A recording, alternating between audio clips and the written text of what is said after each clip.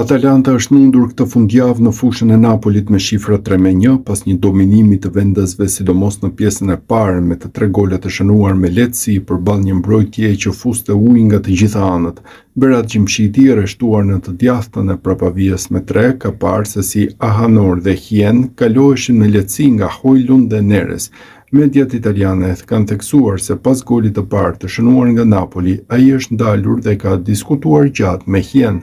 Mbrojtësi suedez ishte në një ditë të keqe dhe humbi thuajse çdo duel me Hojlund, ndaj dhe Gjimshiti u pa shpesh teksa i fliste për të korrigjuar pozicionin. Gabime të cilat jeni përsëritje edhe në vazhdim disa herë duke nervozuar jo pak mbrojtësin shqiptar. Kapiteni kombëtares mund ta shohë veten si kundërshtar të shokut të skuadrës në play-offin e botrorit, pasi Suedia është një prej rivalëve të mundshëm në finalen për një bilet në fazën finale të turneut.